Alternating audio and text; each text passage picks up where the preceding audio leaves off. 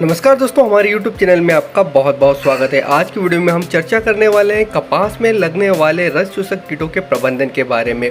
और ये जानकारी हम शेयर कर रहे हैं आपको sayajiseed.in की जो वेबसाइट है इसके थ्रू। और ये सायाजी जो कंपनी है ये सीड का प्रोडक्शन करती है, तो आप कपास के बीज इनकी कंपनी के आप ज़रूर खरीद सकते हैं। तो हम चलते हैं, शुरू करते हैं कपास में लगने वाले कीटों के बारे में। आप इनके YouTube चैनल को भी एक बार विजिट करके देख सकते हैं। तो बरसात के दिनों में क्या होता है कि कपास की फसल पर कई सारे रस चूसक कीट जैसे कि सफ़ेद मक्खी हुआ, थ्रिप्स हुआ, हरा तेला हुआ वगैरह कीट जो कपास की फसल होती है उसको रस चूस कर नुकसान पहुंचाते हैं, जिसके कारण कपास की फसल को काफ़ी बड़ा नुकसान होता है। जिसके कारण जो कपास की पत्तियां हैं वो मुड़ जाती है और पत्तियों की जो चमक है वो एकदम कम हो जाती है। और इसमें आपको इस तरह की पत्तियां दिखने को मिलेगी। ये आपको दिख रहा है, यहाँ पर पत्ती एकदम ऊपर की ओर मुड़ गई है इस तरह से अभी। और मैं आपको अच्छे एग्जांपल के साथ बता देता हूँ कि जो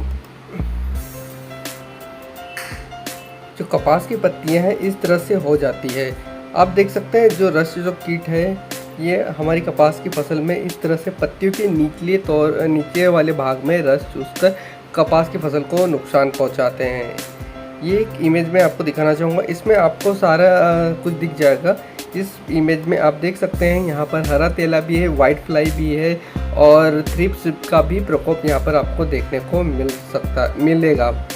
तो जब ये रस चूसक कीट आपकी कपास की फसल पर लगते हैं तो इनका प्रबंधन किस तरह से करना है, ये सायाजी की जो वेबसाइट है इसने बहुत अच्छे से बताया है कि जब आप कपास की बुआई करते हो उस समय आप कीटों को बचाने के लिए क्या कर सकते हो, सीड ट्रीटमेंट कर सकते हो। पानी के तनाव से बचने के लिए खेत की अच्छी तरह से सिंचाई करना चाहिए ताकि पौधों की जो रोग प्रतिरोधक क्षमता है वो अच्छी हो सके।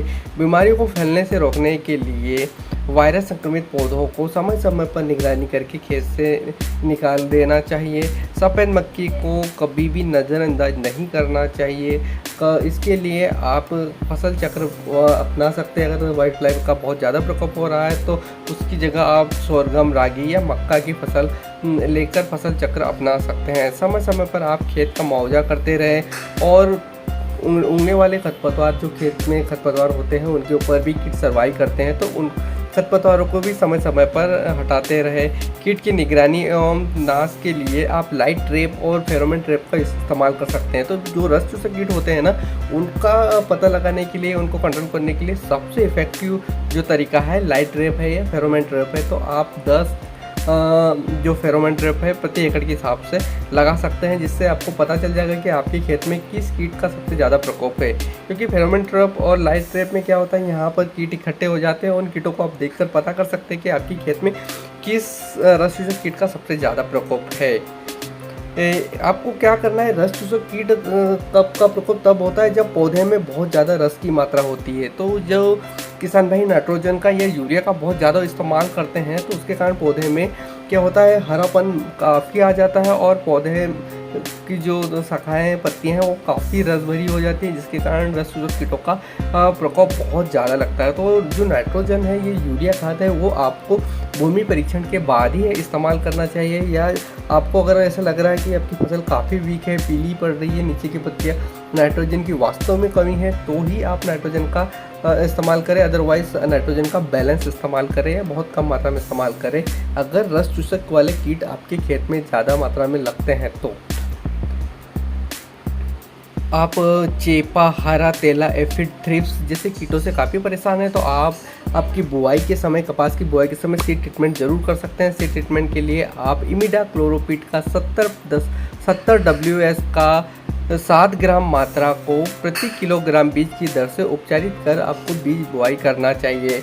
अदरवाइज़ आप कीट और रोग प्रबंधन के लिए प्रति हेक्टेयर की दर से NSKI 5% या 3% नीम के तेल को 15 लीटर पानी में घोलकर या 1500 ppm वाले एजाटिरेक्टिन या नीम ऑयल का प्रयोग प्रति लीटर की दर से 15 दिनों के अंतराल पर आपको रस चूसक कीटों के अगेंस्ट इस्तेमाल करना चाहिए।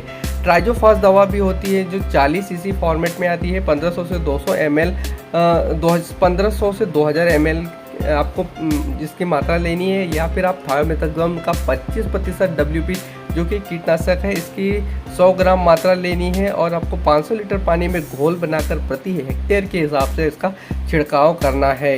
ध्यान रखिए किसान भाइयों, जो रासायनिक कीटनाशक होता है इनका आप आखिरी तौर पर यानी बहुत लास्ट स्टेज में ही इनका उपयोग करना चाहिए, क्योंकि ये हमारी फसलों को और हमारी भूमि को काफ़ी नुकसान पहुंचाते हैं।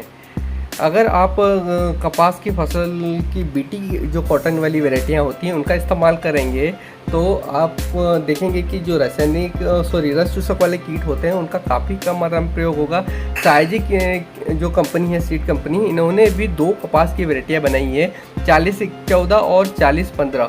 ये बीटी कॉटन वाली वैरायटी है। इसमें जो रस चूसक कीट होते हैं उनका प्रकोप बहुत कम होता है और उनसे लड़ने की क्षमता इन वैरायटी में होती है, तो आप इन वैरायटी का इस्तेमाल भी कर सकते हैं। वीडियो अच्छा लगा तो वीडियो को लाइक कीजिएगा, हमारे चैनल को सब्सक्राइब कीजिएगा। Thank you for watching this video.